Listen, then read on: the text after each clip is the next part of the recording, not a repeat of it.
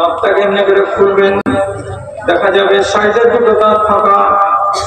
যৌবনকালে কিন্তু সামনের দাঁতগুলো ঝরে পড়েনি, টনটনে হয়েছিল।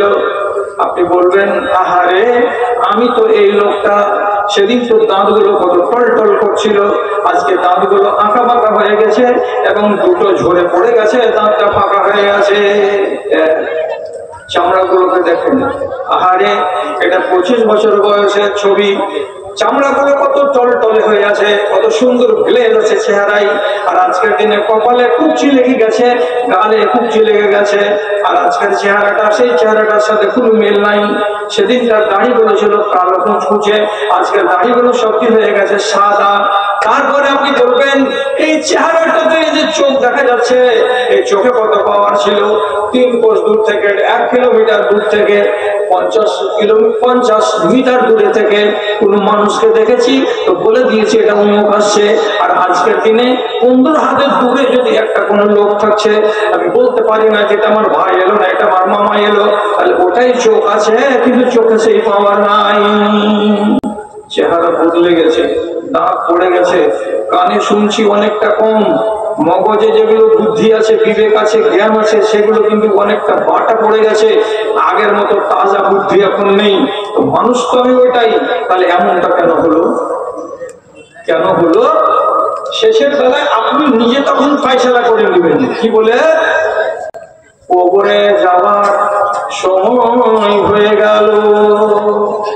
কেন? আল্লাহ তাআলা নিজে বলছেন, ওমান নুআম্মিরহু ওমান নুআম্মিরহু নুনাক্কিসুহু ফিল খালকি আফালা ইয়াকিলুন। যে কোনো মানুষকে মরণ দেওয়ার আগে আমি তাকে 1.5 বছরের শিশু যেমন ছিল তেমনি আবার 1.5 বছরের শিশুর মতো বানাবো, বানিয়ে আমি তাকে কবরে নিয়ে যাব। আপনি বলবেন 1.5 বছরের শিশু কেমন করে হয়? 1.5 বছরের শিশু যেমন আকেল থাকে না, আপনার তেমনি আকেল থাকবে না। 1.5 বছরের শিশু শুধু কান্না করতে জানে আর হাসতে জানে, কথা বলতে জানে না। তেমনি আপনি যদি পারবেন তো কাঁদতে পারবেন, আর আপনি যদি পারবেন তো হাসতে পারবেন। বেশি কথা আপনি বলতে পারবেন না। 1.5 বছরের শিশু একাই যেমন দাঁড়াতে পারে না, তেমনি আপনার বয়স যখন হয়ে যাবে আপনি একাই চলতে পারবেন না, থর করে পড়ে যাবেন মুখের ঘরে। 1.5 বছরের শিশু যেমন পিশাব করে দেয় কাপড়ে, পায়খানা করে দেয় কাপড়ে, তেমনি আপনিও যেদিন বয়সপ্রাপ্ত হয়ে যাবেন তখন আপনিও নিজের কাপড়ে পিশাব করে দেবেন, আপনার খেয়াল পর্যন্ত থাকবে না। পরিস্থিতিটা এমন দাঁড়ালো, শুধু সাইডে থাকবে আপনার 5 ফিট 5.5 ফিট, কিন্তু বুদ্ধি আর বিবেক আর চলনগুলো সব 1.5 বছরের বালকের মতো হয়ে যাবে। তারপর আল্লাহ রাব্বুল আলামিন বলছেন, তোমাকে ওই হালাতে নিয়ে যাওয়ার পর আমি তোমাকে কবরে নিয়ে যাব। এবার আপনি ফায়সালা করেন। চোখের যদি কমে গেছে, কানের ক্ষমতা কমে গেছে, বিবেক বুদ্ধি কমে গেছে, চুল দাড়িগুলো সব সাদা হয়ে গেছে, তাহলে তো ঠিক আমি এগিয়ে চলেছি কোথায়? আমার শেষ মঞ্জিলের দিকে। কালো কেশ যত সাদা হয়ে গেছে, কালো কেশ যত সাদা হয়ে গেছে, চামড়া গিয়েছে ঝুলে, শক্ত জিনিস চিবাতে পারো না, সব দাঁত পড়েছে খুলে গো, সব দাঁত পড়েছে খুলে। দর্পণে এবার আল্লাহকে আঁকো, দর্পণে এবার আল্লাহকে আঁকো, তুমি পরকালে পাবে জয়। জীবন দুয়ারে জমে শেখারো, আর এদিক ওদিক নয়। জোশ ছেড়ে দিয়ে হুঁশ দিয়ে করো, মনে অনুতাপ আর ভয়, মনে অনুতাপ আর ভয়। আক্কেল ফিরে আসবে, বদবুদ্ধিটি পালাবার চেষ্টা করবে। যদি বলে নিয়ে তো হবে না, ভিতর মরে গেছে, তাহলে আপনাকে আর একটা কাজ করতে হবে। সেটা কি? কোনো একবার দিনের বেলায় একাই বাড়ির পাশে যদি বড় কবরস্থান থাকে, কবরস্থানে যেতে হবে। যেগুলো তাজা কবর সেগুলোকে দেখতে হবে, যেগুলো পুরানা কবর সেগুলোকে দেখতে হবে।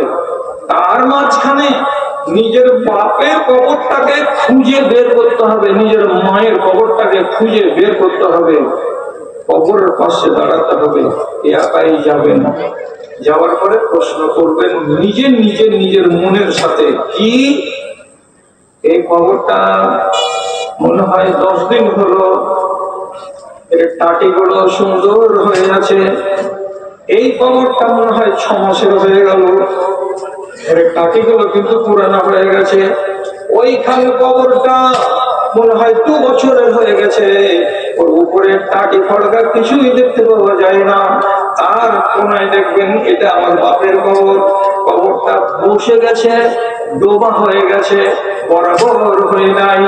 ওখানে নিজের বাপকে মনে মনে মনে মনে কল্পনাতে এঁকে নিয়ে একা একাই প্রশ্ন করে বলুন, বাজান তোমার কবরে যাওয়া কতদিন হলো? 20 বছর হয়ে গেল।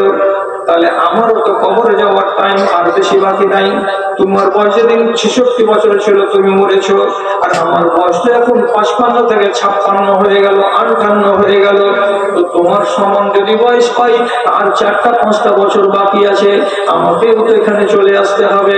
বাজান তোমার ঘরের ভেতরে একটা ফ্যান ঘুরতো, এখন কবরের ভেতরে ফ্যান ঘুরছে কিনা জানি না। তোমার ঘরখানার ভিতরে একটা মশা মাছি থাকতো না, সুন্দর একটা মশারি টানিয়ে দেওয়া হতো, আরাম করে তুমি ঘুমাতে। এখন তোমার কবরের চারিদিকে মশা মাছি উড়ে বেড়াচ্ছে, তোমার কষ্ট হচ্ছে নাকি বাজান বুঝতে পারি না। আব্বা তোমার বুকের সামনে কবরটা যে ধসে বসে গেছে, এতটি মাটি যে বুকের উপরে চাপা পড়ে গেছে, তোমার শ্বাস নিতে কষ্ট হচ্ছে নাকি, তোমার মনটার ভেতরে ব্যথা হচ্ছে নাকি, কিছু বুঝতে পারি না বাজান। 10 রকমের প্রশ্ন করবেন আর কবরগুলোকে ভালো করে চোখ দিয়ে দিয়ে দিয়ে দিয়ে দেখবেন। দেখার পরে সেখান থেকে আধা ঘন্টা সময় কাটিয়ে বাড়ি আসবেন, মনটা বড্ড ভীষণ হয়ে আসবে, মনটা বড্ড ভারী হয়ে আসবে। আর কবরকে দেখে যদি মন ভারী হয়, রাসূলুল্লাহ বলছেন তোমার তকদির ভালো। বেয়ারা মনকে ভালো করার জন্য ওষুধ কি বললেন নবীজি? কবরকে দেখতে যাওয়া। কবর দেখেন তো পরিস্থিতিটা অনুকূলে আসবে, আপনি ভালো হবেন।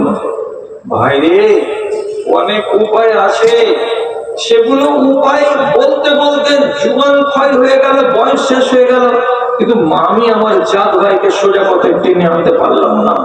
দাদা রাগ যদি না করেন তাহলে বুঝার কথা আপনাকে বলছি। কোরআন মাজিদের সূরা ইনশিকাক বলে একটা সূরা আছে, ওই সূরাটার ভেতরে আল্লাহ রাব্বুল আলামিন কসম খেয়েছেন। কি বলে কসম? ফালা উকসামু বিশ-শাফাকে, লাল সূর্যের আমি কসম খাচ্ছি। সূর্য কখন লাল হয়? ডুবার সময় আর উঠার সময়। তো আল্লাহ তাআলা উঠার সময় লাল সূর্যের কসম খেচ্ছেন কেন? পুরো আকাশে যখন সূর্য উঠবে তার আগে দেখবেন পুরো আকাশটা লাল হয়ে থাকবে, এটাকে বলা হয় লালি। এই লালির কসম খেয়ে আল্লাহ তাআলা বলছেন, আমি তোমাদেরকে বলছি একটা ন্যায্য কথা শুনো। সেটা কি? পূব আকাশে যে লাল হয়ে দেখা যায় সেই লালির কসম। এটা কি হবে? সূর্যের সাথে আমার জীবনের আপনার জীবনের 100 ভাগ মিল আছে। আপনাকে সবক দিবেন আল্লাহ তাআলা, তার জন্য সূর্যের কসম খাচ্ছেন আর সূর্যের লালির কসম খাচ্ছেন। এর মানে প্রথম যখন সূর্যটা উঠবে তখন লাল টুকটুকো হয়ে উঠবে। সবাই বলুন, প্রথম সূর্য যখন পূব আকাশে উঠবে তাকে তো আমরা দেখতে পারি। হ্যাঁ, মাথার সামনে যখন থাকে তাকে দেখতে পারি না। প্রথম সূর্যটার রংটা কত আকর্ষণীয়, লাল হয়ে উঠলো, তাকে দেখতে পাচ্ছি। আপনার জীবনটাকে মিলান, আপনি কয় বছরের? বলছে আমি এখন 2 বছরের। যেমন আপনি সূর্যটা ছিল নতুন হয়ে ওঠা, তাকে দেখতে মন চায়, ভালো লাগে, পুরো আকাশটা লাল তো কত মনটা জুড়িয়ে যায়। তেমনি আপনি যখন 2 বছর বয়সের ছেলে ছিলেন তখন আপনাকে দেখে আপনার মায়ের মন জুড়িয়েছে, বাবার মন জুড়িয়েছে, ওটা গ্রামবাসীর মন জুড়িয়েছে। এমনকি ট্রেনে করে যদি আপনার মা আপনাকে কোনো জায়গায় নিয়ে গেছে, তো যারা আপনার ট্রেনের পাশে সিটে বসেছিল তাদেরও মন ভালো হয়ে গেছে আপনার চেহারাটার দিকে দেখে। তারপর যখন বেলা 10টা হলো, সূর্যের তাপ বেড়ে গেল, আপনার বয়স যেদিন 15-16 হলো, দেখুন আপনার জ্ঞান গরিমা এবার বেড়ে গেল। তারপরে সূর্য যখন মধ্য আকাশে চলে এলো তখন তার তাপকে কে সহ্য করে? এত তাপ, গাছ গাছড়া, নদ নদী, পাহাড় পর্বত সেই তাপকে সহ্য করে এবং অনেকে কষ্ট পায়। আপনার যখন বয়স হয়ে যাবে 25 থেকে 30 বছর, তখন আপনি আছেন একবারে চরম যৌবনে।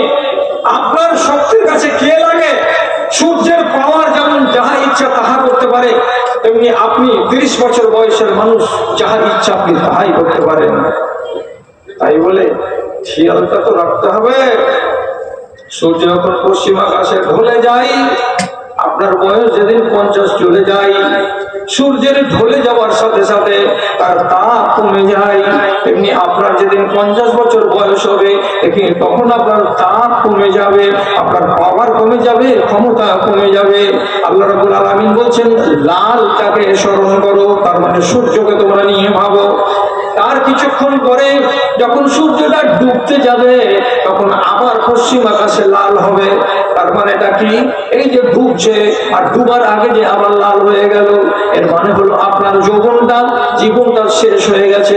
এবার আপনার কবরে যাওয়ার পালা। কবরে যাওয়ার আগে মানুষ কিছুদিনের জন্য সুস্থ হয়ে যায়, মানুষের খানা বেড়ে যায়, মানুষের কথাবার্তা বেড়ে যায়, দেখে মনে হবে আগে যেমন ছিল এখন 70 বছর বয়সে, 60 বছর বয়সে এখন এমন হয়ে গেছে, এইরকমটা হয়ে যায়। তারপরে 15-20 মিনিট পরে সূর্যটা যখন ডুবে যায়, তখন তাকে আর দেখতে পাওয়া যায় না। আপনি যেদিন মরে যাবেন, আপনি ডুবে গেলেন, আপনাকে আর দেখতে পাওয়া যাবে না। ডুবে গেছে কিন্তু লাল বাতি আছে, আপনাকে কবর দিয়ে দিয়েছে, লাল বাতি আছে। কেমন লাল বাতি আছে? একটা মাস আলোচনা করবে, আব্দুল জব্বার হাজী ভালো লোক ছিল, মরে গেছে, 6টা মাস আলোচনা করবে, তারপরে 1 বছর আলোচনা হবে, তারপরে 5টা বছর যাবে না, আব্দুল জব্বার হাজী সাহেবের নামে কেউ কথা বলার লোক আপনার আন্দুয়া গ্রামে পাওয়া যাবে না, সবাই আপনাকে ভুলিয়ে দেবে। ঠিক তেমনি সূর্যটা ডুবে যাওয়ার পরে আধা ঘন্টা যখন হয়ে যাবে, পশ্চিম আকাশে কোনো চিহ্ন খুঁজে পাওয়া যাবে না, সব বিলীন হয়ে যাবে। এবার বলেন, সূর্যটা কি হারিয়ে যায়? ডুবে তো গেল, সূর্য কি হারিয়ে গেছে? হারিয়ে তো যায়নি। ভারতের আকাশে দেখা যায় না, পশ্চিমবঙ্গের আকাশে দেখা যায় না, কিন্তু ও তো কুয়েতের আকাশে দেখা যায়, ওকে তো হাবশার আকাশে দেখা যাবে, ওকে তো আমেরিকার আকাশে দেখা যাবে, ও তো ডুবে যায়নি। ঠিক তেমনি আপনি কবরে চলে গেছেন, আপনার আলোচনাটা হারিয়ে গেছে, কিন্তু আপনি হারিয়ে যাননি। কোথায় আছেন আপনি? হাদিস অনুযায়ী আপনি বারজাখের জগতে আছেন। বারজাখের জগৎ মানে কি? আল্লাহর হিসাবের মধ্যে আছেন। রূহটা চলে গেছে হয় আসমানের উপরে ইল্লিনে, আর না হয় রূহটা চলে গেছে 7 তাবাক জমিনের তলায় সিজ্জিনে, আর আপনার দেহটা চলে গেছে মাটিতে। মাটির ভিতরে চলে গেলেও আপনি বিলীন হবেন না।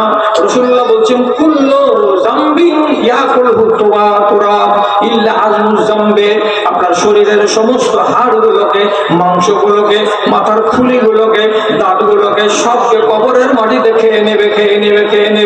কিন্তু শির দাঁড়াতে এমন একটা হাড্ডি পাওয়া যায়, নবীজি বলছেন ওই হাড়খানাকে কেউ পুড়াতেও পারবে না, ওই হাড়খানাকে কোনো মাটিতেও খাবে না। এত ছোট্ট, এত ক্ষুদ্র হাড়খানা, এটাকে আরবিতে আজমুজ জামবে বলা হয়। ওই হাড়খানা ক্ষয় হবে না, কবরে থেকেই যাবে। রাসূলুল্লাহ বলছেন, কিয়ামতের দিন আল্লাহ রাব্বুল আলামিন ওই ক্ষুদ্র হাড়খানা থেকেই আবার আপনাকে জন্ম দেবে। তাহলে আপনি হারিয়ে যাননি। কোথায় আছেন? আলামে বারজাখে আছেন। আলামে বারজাখে আল্লাহর হিসাবের মধ্যে আপনি ধরা পড়ে আছেন। আবার আপনাকে জমা করা হবে। যেমন আবার সূর্যটা 12 ঘন্টা গত করার পর পূব আকাশে দেখা দিবে, তেমনি আপনি আবার দেখা দেবেন। কবে দেখা দিবেন? যেদিন আপনার সকাল হবে, অর্থাৎ যেদিন রব্বুল আলামিন কিয়ামত কায়েম করবেন, ইসরাফিল বাঁশিতে ফুঁক মারবে। তো আল্লাহ তাআলা কোরআন মাজিদে বলেছেন, ইয়াউমা ইউনফাখু ফিস-সূরি ফাতাতুনা আফওয়াজা। যেদিন বাঁশিতে ফুঁক দেওয়া হবে, সেদিন তোমরা কবর থেকে বেরিয়ে নিজের নিজের রূহের সঙ্গে জড়ো হয়ে গিয়ে হাসরের ময়দানে তোমরা দৌড় লাগাবে। হাসরের ময়দানটা কোথায় হবে? রাসূল কারীম সাল্লাল্লাহু আলাইহি সাল্লাম বলেছেন হাসরের ময়দান হবে এখান থেকে পশ্চিম দিকে সিরিয়ার মাটিটাকে। রাসূলুল্লাহ নিজের বিবি উম্মে সালমাকে বলেছেন, উম্মে সালমা এটাই হবে হাসরের মাঠ। আপনি আবার উঠবেন।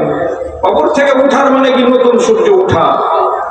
তাহলে আমাকে জ্ঞান দেওয়ার জন্য আল্লাহ রাব্বুল আলামিন কোরআন মাজিদে সূরা ইনশিকাকে 3 থেকে 4 খানা আয়াত আলোচনা করলেন। আপনি কি পাই? আমার কি বদল হয়? বদল হয় না। আমরা তো সব দিনকে বিক্রি করালো। আমরা দিনকে এখন পর্যন্ত বিক্রি করেই যাচ্ছি। যেখানে পাচ্ছি সেখানে বিক্রি করছি, যেখানে পাচ্ছি সেখানে বিক্রি করছি। কেমন করে বিক্রি করে? দুটা বাচ্চার মা মমতার কাছ থেকে কন্যাশ্রীর টাকা পাবে, তো লিখতে হবে ফর্মে কি যে আমার বিয়ে হয়নি, আনম্যারিড সার্টিফিকেট দিতে হবে।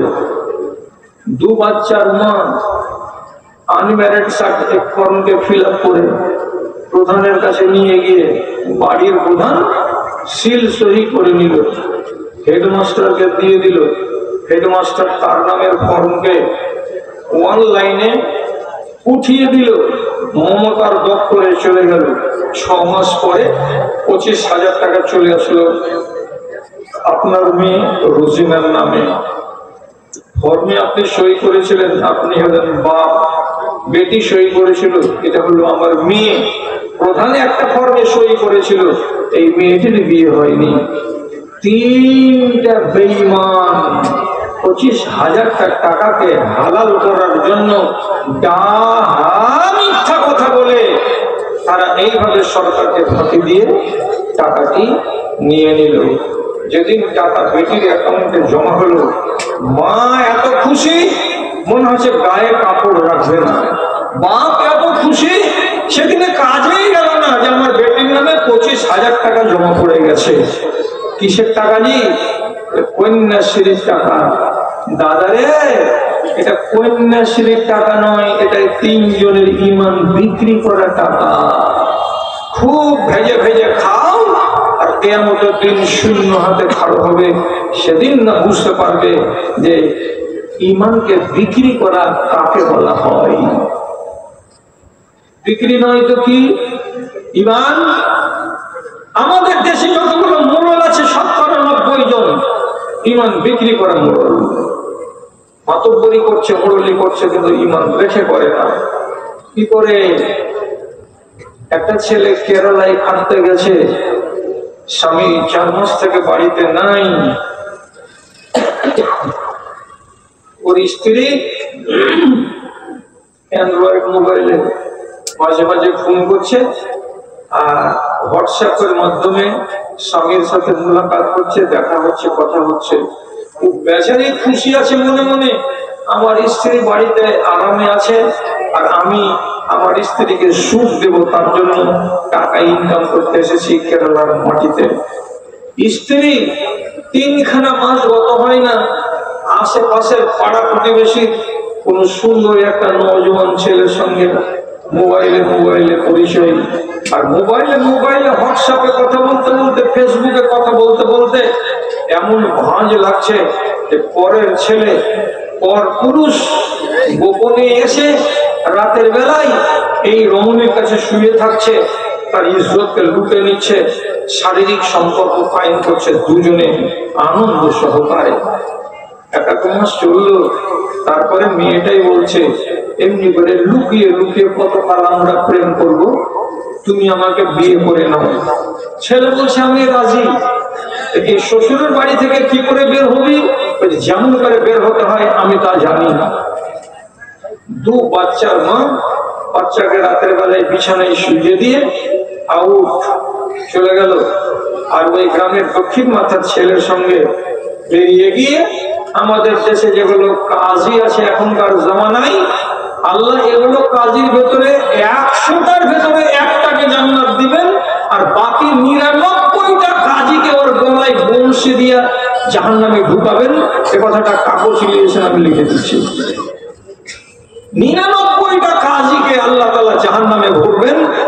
কুকীর্তির কারণে। টাকা ঝাড়েন, বিবি ছাড়িয়ে নেবেন তাও ছাড়িয়ে দেবে, 12টার সময় যদি কাউকে বিয়ে করতে চান তাও বিয়ে করিয়ে দেবে।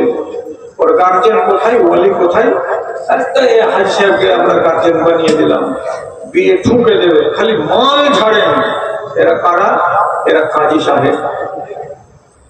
চলে গেল সকাল 8টার সময়, দিয়ে 2 ছেলের মা, ওই ছেলেটার সঙ্গে বিয়ে পড়া হয়ে গেল। কাজী সাহেব বলছে, তুমি আগে তোমার স্বামীকে ডিভোর্স দাও। ডিভোর্স মানে কি? তালাক দাও, তাহলে তুমি আমাকে বিয়ে করতে পারবে, এই ছেলেটাকে বিয়ে করতে পারবে। তখন বেলা 8টার সময় ওর স্বামী আছে কেরালায়, ওর স্বামীকে তালাক দিয়ে দিল, কাগজ তৈরি করে দিল কাজী সাহেবের কালকে ডেট দিয়ে। আর আজকের ডেটে এই ছেলেটার সঙ্গে তখনই 2 ঘন্টা পরে বিয়ে করিয়ে দিল। আর ওই কাগজখানাকে পোস্ট অফিসে দিয়ে স্বামীর অ্যাড্রেসে পাঠিয়ে দিল। 8 দিন পরে ছেলেটা যদি পাচ্ছে, পড়ে যদি দেখছে, তো বলছে তোমাকে আমি তালাক দিলাম। দৌড়ে দৌড়ে এরোপ্লেন ধরে দমদমে নেমে তারপরে ট্রেন ধরে বাড়ি আসছে। তো ততক্ষণে খবর কি, তোমার বেটা আমাকে গ্রামে দক্ষিণ মাথার জমশেদ মুন্নার বেটাকে বিয়ে করে নিয়েছে। আল্লাহ, এটা বিয়ে হবে? হয়ে যাবে এটা বিয়ে? যতক্ষণ পর্যন্ত স্বামীর কাছ থেকে কোনো মেয়ে ছেলে তালাক না নিবে, 90 দিন গত না হবে, ততদিন অন্য কাউরির সঙ্গে বিয়ে করা যাবে না। এক, মেয়েটি যদি স্বামীর কাছে তালাক না নেয়, যদি খোলা করে নেয়, খোলার মানে কি, মোহরানাটা স্বামীকে ঘুরিয়ে দিবে, আর দেওয়ার পরে সামনাসামনি স্বামীকে বলবে, স্বামী তোমার সঙ্গে আমার বনে না, আমি তোমার ভাত খাবো না, তুমি আমাকে আজাদ করে দাও, তুমি আমাকে মুক্ত করে দাও, তোমাকে তোমার মোহরানা ঘুরিয়ে দিলাম। এভাবে যদি করে দেয়, স্বামী বলবে তুই যখন আমার ভাত খাবি না, আমি তখন তোকে ছেড়ে দিলাম, বাদ দিয়ে দিলাম, তোকে আজাদ করে দিলাম। যদি স্বামী মেনে নেয়, তাহলে ওই মেয়ে ছেলেটিকে কমসে কম যেদিন তার স্বামী তাকে আজাদ করলো, সেদিন থেকে নিয়ে 1 মাসের মধ্যে একটা মাসিক হওয়া পর্যন্ত তাকে অপেক্ষা করতে হবে। একটা মাসিক যখন হয়ে যাবে, তখন প্রমাণ হয়ে যাবে মেয়ে ছেলেটির পেটে বাচ্চা নাই, সুতরাং সে অন্য জায়গায় বিবাহ করতে পারবে, নচেত অন্য জায়গায় বিবাহ করতে পারবে না।